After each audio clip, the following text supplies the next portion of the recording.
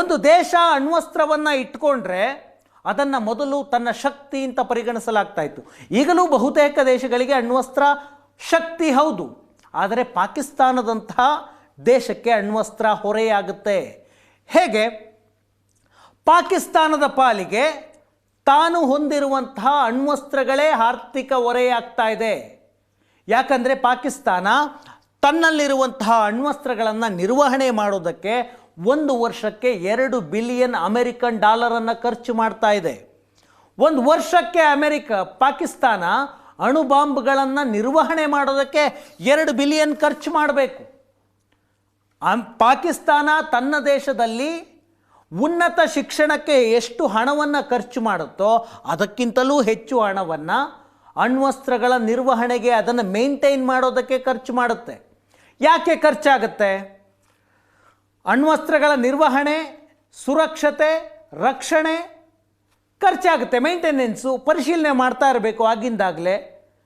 ನೀವು ಯಾವುದೇ ಒಂದು ದೇಶ ಅಣ್ವಸ್ತ್ರವನ್ನು ಹೊಂದೋದು ಅಂದರೆ ಒಂದು ಲಕ್ಸುರಿ ಕಾರನ್ನು ಮನೆ ಹತ್ರ ತಂದು ನಿಲ್ಲಿಸ್ಕೊಳ್ಳೋದು, ಓಡಿಸಲ್ಲ, ಅದನ್ನು ಬಳಸೋದಿಲ್ಲ, ಆದರೂ ಅದನ್ನು ಮೇಂಟೈನ್ ಮಾಡಬೇಕು.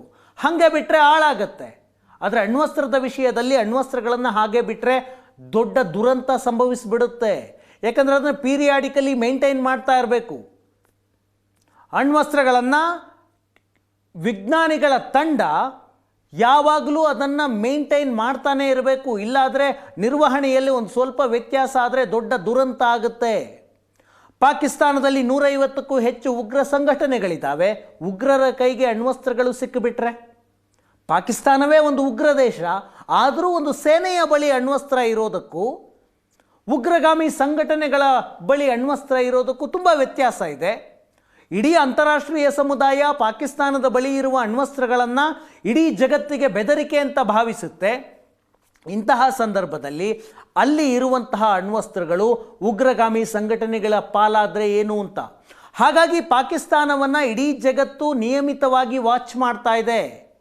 ಹಾಗಾಗಿ ಪಾಕಿಸ್ತಾನ ತನ್ನ ಬಳಿ ಇರುವಂತಹ ಅಣ್ವಸ್ತ್ರಗಳನ್ನು ಸೇಫ್ ಮಾಡ್ಕೊಳ್ಳೋದಕ್ಕೆ, ಸುರಕ್ಷಿತವಾಗಿ ಇಟ್ಕೊಳ್ಳೋದಕ್ಕೆ, ಅದನ್ನು ಮೇಂಟೈನ್ ಮಾಡ್ಕೊಳ್ಳೋದಕ್ಕೆ ವರ್ಷಕ್ಕೆ $2 ಬಿಲಿಯನ್ನಷ್ಟು ಖರ್ಚು ಮಾಡಬೇಕು.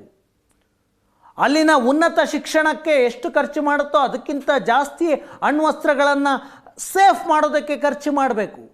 ಹಾಗಾಗಿ ಈಗಾಗಲೇ ಪಾಕಿಸ್ತಾನದ ಬಳಿ ದುಡ್ಡಿಲ್ಲ. IMFನ ಬಳಿ ಸಾಲವನ್ನು ಪಡೆದಿದೆ $7 ಬಿಲಿಯನ್. ಅದರಲ್ಲಿ ಇತ್ತೀಚೆಗೆ $1 ಬಿಲಿಯನ್ನನ್ನು ಕೊಡ್ತೀವಿ ಅಂತ IMF ಒಪ್ಕೊಂಡಿದೆ. ಇದರ ಜೊತೆಗೆ ವಿಶ್ವ ಬ್ಯಾಂಕ್ನಿಂದ $20 ಬಿಲಿಯನ್, ಇತರೆ ಸಣ್ಣ ಪುಟ್ಟ ಬ್ಯಾಂಕ್ಗಳಿಂದ $5 ಬಿಲಿಯನ್, ಹೀಗೆ ಸಾಲಕ್ಕೆ ಅಂಗಲಾಚಿಸ್ತಾ ಇದೆ. ಇಂತಹ ಸಂದರ್ಭದಲ್ಲೂ ಕೂಡ ಅಣ್ವಸ್ತ್ರಗಳ ಸಂಖ್ಯೆಯನ್ನು ಹೆಚ್ಚಳ ಮಾಡ್ಕೊಳ್ಳೋದಕ್ಕೆ ಪಾಕಿಸ್ತಾನ ಮುಂದಾಗ್ತಾ ಇದೆ. ಅಂದರೆ ತನ್ನ ಆರ್ಥಿಕತೆ ಬರಿದಾದರೂ ಪರವಾಗಿಲ್ಲ, ಅಣ್ವಸ್ತ್ರಗಳಿರಬೇಕು, ಅತ್ಯಾಧುನಿಕ ಮಿಲಿಟರಿ ವ್ಯವಸ್ಥೆ ನಮ್ಮ ಬಳಿ ಇರಬೇಕು ಅಂತ ಪಾಕಿಸ್ತಾನ ಬಯಸ್ತಾ ಇದೆ. ಪಾಕಿಸ್ತಾನ ಅಣ್ವಸ್ತ್ರವನ್ನು ಪಡೆಯುವ ನಿಟ್ಟಿನಲ್ಲಿ ಇದೇ ರೀತಿಯ ಚರ್ಚೆ ಆದಾಗ ನಾವು ಬೇಕಾದರೆ ಹುಲ್ಲು ತಿಂದು ಬದುಕ್ತೀವಿ, ಆದರೆ ನಮಗೆ ಅಣ್ವಸ್ತ್ರ ಬೇಕು ಅಂತ ಜುಲ್ಫಿಕರ್ ಅಲಿ ಭುಟ್ಟೋ, ಪಾಕಿಸ್ತಾನದ ಅಧ್ಯಕ್ಷನಾಗಿದ್ದಂತಹ ವ್ಯಕ್ತಿಯೇ ಅಫಿಷಿಯಲ್ ಆಗಿ ಬಹಿರಂಗವಾಗಿ ಹೇಳಿದಂತಹ ಮಾತು. ಇದೇ ಅಮೆರಿಕ ಕೊಟ್ಟಿರುವಂತಹ ರಿಪೋರ್ಟ್ನ ಇನ್ನಷ್ಟು ವಿವರವನ್ನು ಕೊಡ್ತೀನಿ. ಪಾಕಿಸ್ತಾನಕ್ಕೆ ಅಸ್ತಿತ್ವದ ಪ್ರಶ್ನೆ ಇದೆ ಅಂತ ಹೇಳುತ್ತೆ ಅಮೆರಿಕದ ಬೇಹುಗಾರಿಕಾ ರಿಪೋರ್ಟು.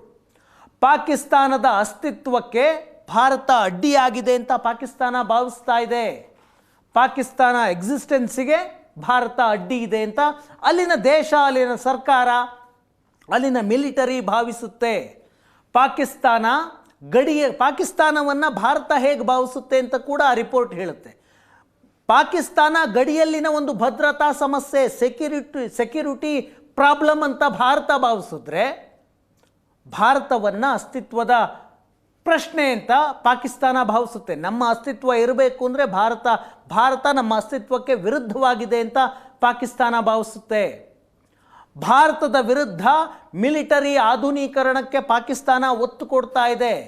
ಆಪರೇಷನ್ ಸಿಂಧೂರದ ವಿಷಯದಲ್ಲಿ ಬಯಲಾಯಿತು ಪಾಕಿಸ್ತಾನದ ಮಿಲಿಟರಿ ಆಧುನೀಕರಣ ಅಂದ್ರೇನು ಅಂತ. ಚೀನಿ ವೆಪನ್ಸು, ಟರ್ಕಿ ವೆಪನ್ಸು ಭಾರತದ ವಿರುದ್ಧ ಫೇಲ್ ಆದವು. ಆದರೂ ಕೂಡ ಮಿಲಿಟರಿಯನ್ನು ಮಾಡರ್ನೈಸೇಷನ್ ಮಾಡೋದಕ್ಕೆ ಪಾಕಿಸ್ತಾನ ಪ್ರಯತ್ನವನ್ನು ಪಡ್ತಾ ಇದೆ. ಚೀನಾವನ್ನು ಭಾರತ ತನ್ನ ಎದುರಾಳಿ ದೇಶ, ಪ್ರಾಥಮಿಕ ಎದುರಾಳಿ ಅಂತ ಭಾರತ ಭಾವಿಸುತ್ತೆ.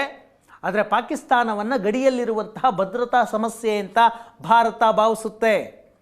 ಜಾಗತಿಕ ನಾಯಕತ್ವ, ಚೀನಾದ ಎದುರಾಳಿಯಾಗಿ ನಿಲ್ಲೋದಕ್ಕೆ ಭಾರತ ಬಯಸ್ತಾ ಇದೆ.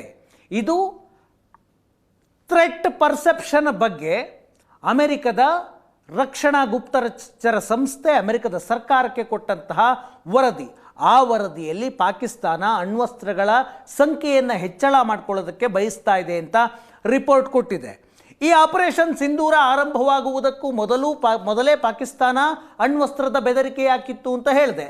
ಪಾಕಿಸ್ತಾನದ ಸೇನಾ ನಾಯಕರು, ಪಾಕಿಸ್ತಾನದ ಸರ್ಕಾರದ ಮಂತ್ರಿಗಳೆಲ್ಲರೂ ಕೂಡ ಭಾರತದ ವಿರುದ್ಧ ಅಣ್ವಸ್ತ್ರ ದಾಳಿ ಮಾಡಬೇಕಾಗತ್ತೆ, ನಮ್ಮನ್ನು ಕೆಣಕಿದರೆ, ಈ ರೀತಿಯಾದಂತಹ ಬೆದರಿಕೆಯನ್ನು ಪಾಕಿಸ್ತಾನ ಹಾಕಿತ್ತು. ಆಪರೇಷನ್ ಸಿಂಧೂರ ಸಕ್ಸಸ್ ಆದ ಮೇಲೆ ಪ್ರಧಾನಿ ನರೇಂದ್ರ ಮೋದಿ ಅದರ ಬಗ್ಗೆ ಮಾತನಾಡಿದ್ರು. ಪಾಕಿಸ್ತಾನದ ನ್ಯೂಕ್ಲಿಯರ್ ಬ್ಲಾಕ್ ಮೇಲ್ನ ಬಗ್ಗೆ ನರೇಂದ್ರ ಮೋದಿ ಏನು ಹೇಳಿದ್ದು, ಪಾಕಿಸ್ತಾನದ ಅಣ್ವಸ್ತ್ರದ ಬೆದರಿಕೆಗೆ ಭಾರತ ಬಗ್ಗುವುದಿಲ್ಲ. ಅಣ್ವಸ್ತ್ರವನ್ನು ಗುರಾಣಿಯಾಗಿಸಿಕೊಂಡು, ಅಣ್ವಸ್ತ್ರವನ್ನು ಶೀಲ್ಡ್ ಮಾಡಿಕೊಂಡು ಪಾಕಿಸ್ತಾನ ಉಗ್ರರಿಗೆ ಬೆಂಬಲವನ್ನು ಕೊಡ್ತಾ ಇದೆ. ಇನ್ನು ಮುಂದೆ ನ್ಯೂಕ್ಲಿಯರ್ ಬ್ಲಾಕ್ ಮೇಲ್ಗೆ ಭಾರತ ಹೆದರಲ್ಲ. ಅಣುಬಾಂಬ್ ಬಳಕೆ ಎಂದು ಹೆದರಿಸಿ ಭಾರತವನ್ನು ತಡೆಯೋದಕ್ಕೆ ಸಾಧ್ಯ ಇಲ್ಲ ಅಂತ ಪ್ರಧಾನಿ ನರೇಂದ್ರ ಮೋದಿ ಸ್ಪಷ್ಟವಾಗಿ ಹೇಳಿದರು. ಉಗ್ರರ ವಿರುದ್ಧದ ಹೋರಾಟವನ್ನು, ಭಾರತದ ಹೋರಾಟವನ್ನು ಜಗತ್ತಿನ ಯಾವ ಶಕ್ತಿಯೂ ತಡೆಯೋದಕ್ಕೆ ಸಾಧ್ಯ ಇಲ್ಲ ಅಂತ ನರೇಂದ್ರ ಮೋದಿ ಬಹಿರಂಗವಾಗಿ ಪಾಕಿಸ್ತಾನಕ್ಕೆ ಎಚ್ಚರಿಕೆಯನ್ನು ಕೊಟ್ಟರು. ಯಾಕೆ ಈ ಎಚ್ಚರಿಕೆ? ಪಾಕಿಸ್ತಾನ ಅಣುಬಾಂಬನ್ನು ಹೊಂದಿದ್ದು 1998ರಲ್ಲಿ. ಈಗ ಪಾಕಿಸ್ತಾನದ ಡೀಪ್ ಇನ್ಸೈಡ್ ಪಾಕಿಸ್ತಾನದ ಮೇಲೆ ದಾಳಿಯಾಗಿದ್ದು 1971ರ ಯುದ್ಧದ ನಂತರ ನಡೆದಂತಹ ಅತಿ ದೊಡ್ಡ ದಾಳಿ ಪಾಕಿಸ್ತಾನದ ಮೇಲೆ, ಕಾರ್ಗಿಲ್ಲನ್ನು ಹೊರತುಪಡಿಸಿದರೆ. ಹಾಗಾಗಿ ನೀವು ಅಣ್ವಸ್ತ್ರ ಇದೆ ಎನ್ನುವಂತಹ ಕಾರಣಕ್ಕಾಗಿ ಭಾರತಕ್ಕೆ ಉಗ್ರರನ್ನು ನುಗ್ಗಿಸಿದರೆ ನಾವು ಅದನ್ನು ಸಹಿಸೋದಿಲ್ಲ, ಈ ಬ್ಲಾಕ್ ಮೇಲ್ ನಡೆಯೋಲ್ಲ ಅಂತ ಪ್ರಧಾನಿ ನರೇಂದ್ರ ಮೋದಿ ಸ್ಪಷ್ಟವಾಗಿ ಹೇಳಿದರು. ಇಷ್ಟಾದ ಮೇಲೂ ಅಣ್ವಸ್ತ್ರಗಳ ಸಂಖ್ಯೆಯನ್ನು ಹೆಚ್ಚಳ ಮಾಡಿಕೊಳ್ಳೋದಕ್ಕೆ ಪಾಕಿಸ್ತಾನ ಬಯಸ್ತಾ ಇದೆ.